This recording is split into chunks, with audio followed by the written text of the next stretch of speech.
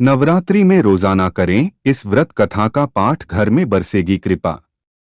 राधे राधे। जय श्री कृष्ण। हर हर महादेव। एक समय बृहस्पति जी ब्रह्मा जी से बोले, हे ब्राह्मण श्रेष्ठ, चैत्र व आश्विन मास के शुक्ल पक्ष में नवरात्र का व्रत और उत्सव क्यों किया जाता है?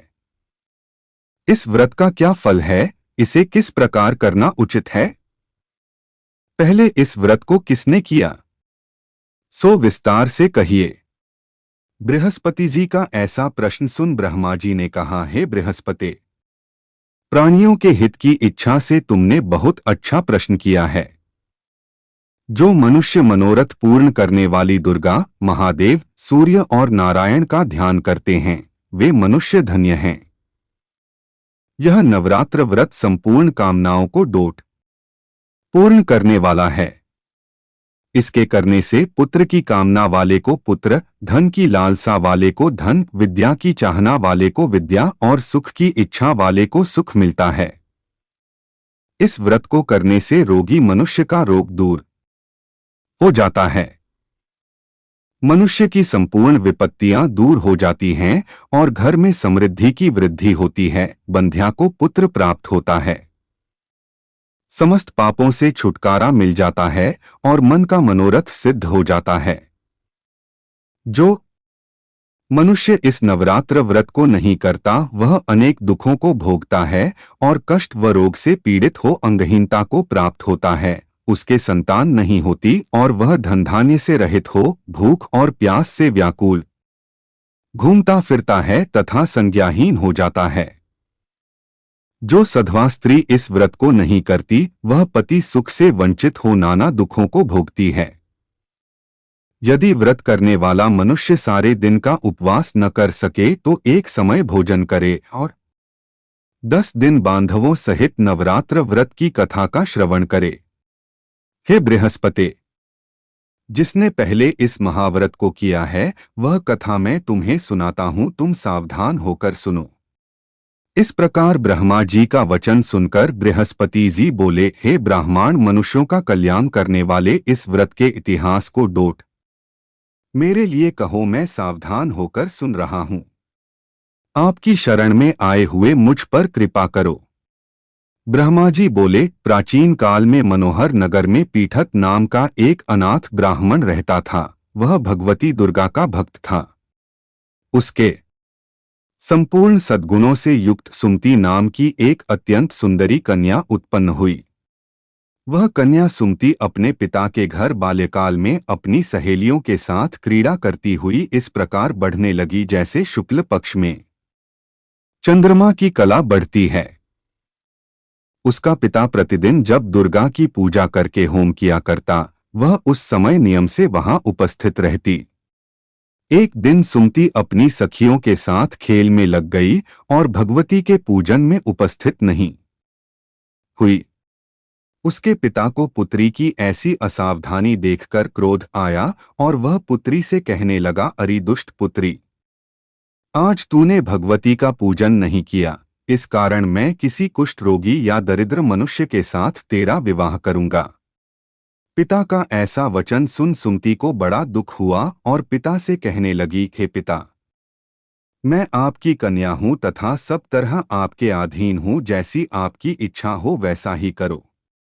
राजा से, कुष्ठी से, दरिद्र से अथवा जिसके साथ चाहो मेरा विवाह कर दो, पर होगा वही जो मेरे भाग्य में लिखा है।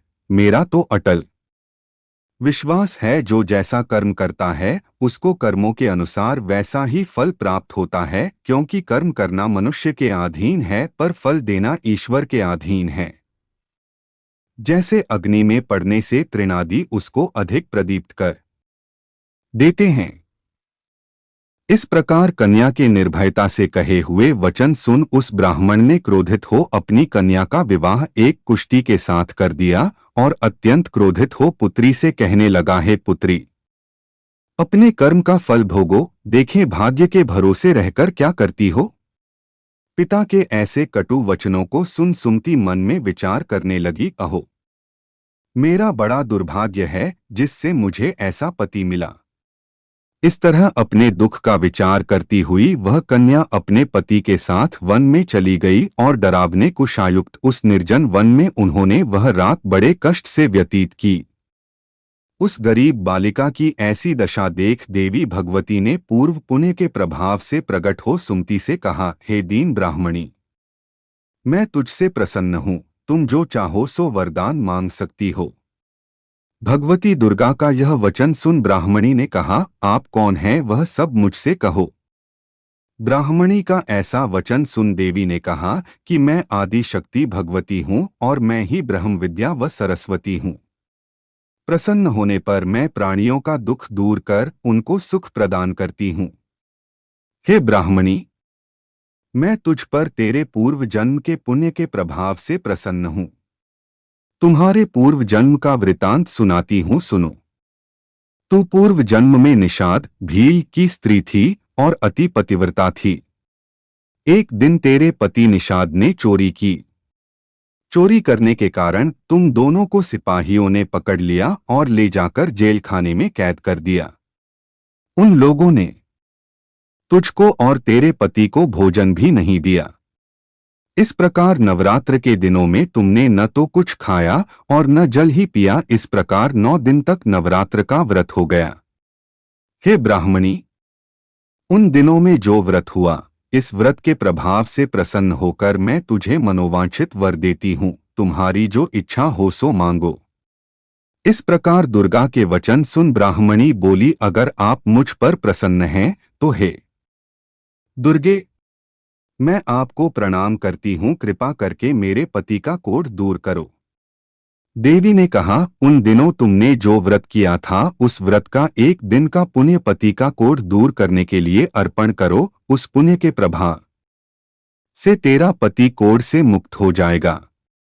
ब्रह्मा जी बोले। इस प्रकार देवी के वचन सुन वह ब्राह्मणी बहुत प्रसन्न हुई और पति को निरोग करने की इच्छा से जब उसने तथास्तु ठीक है ऐसा वचन कहा, तब उसके पति का शरीर भगवती दुर्गा की कृपा से कुष्ठ रोग से रहित हो अति कांतिवान हो गया।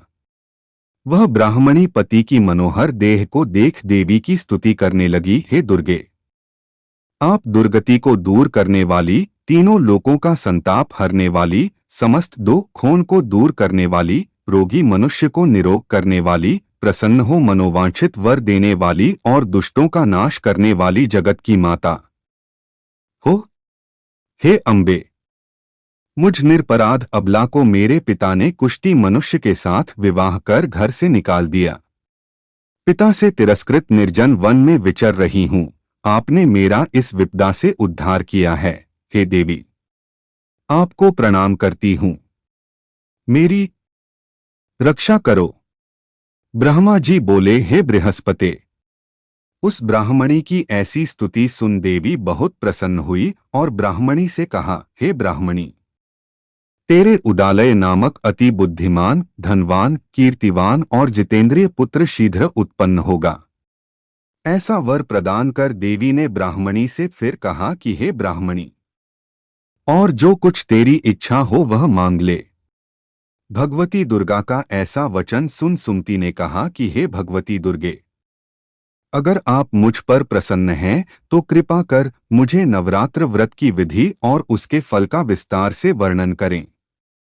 महात्मय, इस प्रकार ब्राह्मणी के वचन सुन दुर्गा ने कहा, हे ब्राह्मणी, मैं तुम्हें संपूर्ण पापों को दूर करने वाले नवरात्र व्रत की विधि बतलाती हूँ, जिसको सुनने से मोक्ष की प्राप्ति होती है। आश्विन मास के शुक्ल पक्ष की प्रतिपदा से लेकर 9 दिन तक विधिपूर्वक व्रत करें। यदि दिन भर का व्रत न कर सकें तो एक समय भोजन करें। विद्वान ब्राह्मणों से पूछकर घट स्थापन करें और वाटिका बनाकर उसको प्रतिदिन जल से सींचें।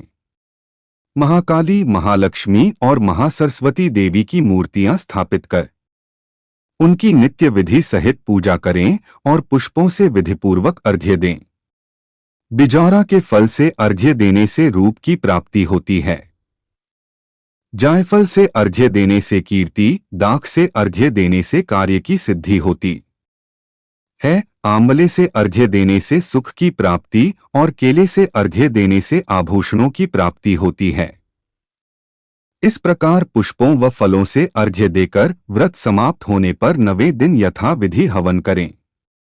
खांड घी, गेहूं, शहद, जौ, तिल, बिल्व, बेल, नारियल, दाख और कदम्ब आदि से हवन करें। गेहूं से होम करने से लक्ष्मी की प्राप्ति होती है। खीर एवं चंपा के पुष्पों से धन की और बेल पत्तों से तेज व सुख की प्राप्ति होती है। आंवले से कीर्ति की और केले से पुत्र की, कमल से राज सम्मान की और दाखों से संपदा की प्राप्ति होती है। खांड, घी, नारियल, शहद, जौ और तिल तथा फलों से होम करने से मनोवांछित वस्तु की प्राप्ति होती है। व्रत करने वाला मनुष्य इस विधि विधान से होम कर आचार्य को अत्यंत नम्रता के साथ प्रणाम करे और यज्ञ की सिद्धि के लिए उसे दक्षिणा दे। इस प्रकार बताई हुई विधि के अनुसार जो व्यक्ति व्रत करता है उसके सब मनोरथ सिद्ध होते हैं, इसमें तनिक भी संदेह नहीं है। इन 9 दिनों में जो कुछ दान आदि दिया जाता है उसका करोड़ों गुना फल मिलता है। इस नवरात्र व्रत करने से अश्वमेध यज्ञ का फल मिलता है। हे ब्राह्मणी, इस संपूर्ण कामनाओं को पूर्ण करने वाले उत्तम व्रत को तीर्थ, मंदिर अथवा घर में विधि के अनुसार करें। ब्रह्मा जी बोले, हे बृहस्पते। इस प्रकार ब्राह्मणी को व्रत की विधि और फल बताकर देवी अंतर्ध्यान हो गई। जो मनुष्य या स्त्री इस व्रत को भक्तिपूर्वक करता है वह इस लोक में सुख प्राप्त कर अंत में दुर्लभ मोक्ष को प्राप्त होता है। हे बृहस्पते, यह इस दुर्लभ व्रत का महात्म्य है जो मैंने तुम्हें बतलाया है। यह सुन बृहस्पति जी आनंद से प्रफुल्लित हो ब्रह्मा जी से कहने लगे कि हे ब्राह्मण, आपने मुझ पर अति कृपा की जो मुझे इस नवरात्रि व्रत का महात्म्य सुनाया। ब्रह्मा जी बोले कि हे बृहस्पते, यह देवी भगवती शक्ति संपूर्ण लोकों का पालन करने वाली है। इस महादेवी के प्रभाव को कौन जान सकता है। बोलो देवी भगवती की जय। उम्मीद है आपको यह कथा पसंद आई होगी। जानकारी अच्छी लगी तो वीडियो को लाइक जरूर करें और कमेंट में हर हर महादेव अवश्य लिखें।